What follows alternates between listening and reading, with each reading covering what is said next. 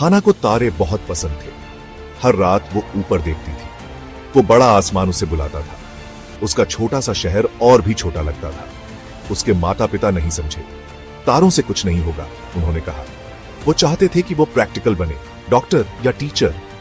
हाना ने कोशिश की, सच में की, पर उसका मन हमेशा कॉस्मोस में जाता था, अननोन में, पॉसिबिलिटीज में। एक रात कुछ बदल गया। तारों का एक झुंड अनजाना और चमकीला आसमान में चमका। हाना ने इसे पहले कभी नहीं देखा था। ऐसा लगा जैसे कोई साइन हो। अगले दिन एक नया स्टूडेंट आया। रेन उसका नाम था। क्वाइट और रहस्यमयी, आंखें रात के आसमान जैसी गहरी। वो क्लास में हाना के बगल में बैठा। मैंने भी देखा। रेन ने फुसफुसाते हुए आसमान की तरफ इशारा किया। हाना का दिल जोर से धड़का। उसे कैसे पता? क्या वो कनेक्शन हो सकता है जिसकी उसे तलाश थी? कुछ हफ्तों बाद स्कूल ने एक ट्रिप ऑर्गेनाइज किया। यह ट्रिप पहाड़ों की ओर था, जहां स्टूडेंट्स को नेचर के करीब आने का मौका मिलने वाला था। पहाड़ पर हाइक, चेरी ब्लॉसम्स को फुल ब्लूम में देखने के लिए। हर तरफ रंग बिरंगे फूल और ताजी हवा थी, जो सबको मंत्रमुग्ध कर रही थी। हाना एक खास पेड़ की तरफ खींची चली गई, पुराना और मजेस्टिक। यह पेड़ बाकी सबसे अलग था, जैसे इसमें कोई रहस्य छुपा हो। उसके गुलाबी कैनोपी के नीचे जड़ों में आधा छुपा हुआ एक लेदर का जर्नल पड़ा था। हाना ने उसे उठाया और ध्यान से देखा। उसके पन्ने नाजुक हैंडराइटिंग से भरे थे। हर पन्ने पर एक नई कहानी थी, जो किसी की भावनाओं को दर्शा रही थी। प्यार, लॉन्गिंग और तारों के बारे में कविताएं। यह कविताएं किसी के दिल की गहराइयों से निकली हुई लग रही थी। रेन उसके बगल में आया। उसकी नजर जर्नल पर टिकी थी। उसने हाना की ओर देखा और धीरे से मुस्कुराया। तुम्हें इसे छूना नहीं चाहिए था, उसने कहा। उसकी आवाज धीमी और अर्जेंट थी। उसकी आंखों में चिंता साफ झलक रही थी। हाना की रीढ़ में सिहरन दौड़ गई। उसे ऐसा महसूस हुआ जैसे उसने किसी गहरे रहस्य को छू लिया हो। सेक्शन 4, मना किया हुआ जर्नल, बढ़ता रहस्य।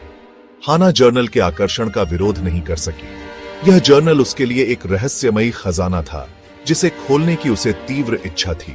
उसने हर मौके पर इसे पराहा।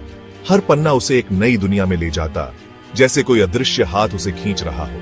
शब्द जाने पहचाने लगे, जैसे उसके अपने सपनों की गूंज। किसने लिखे थे?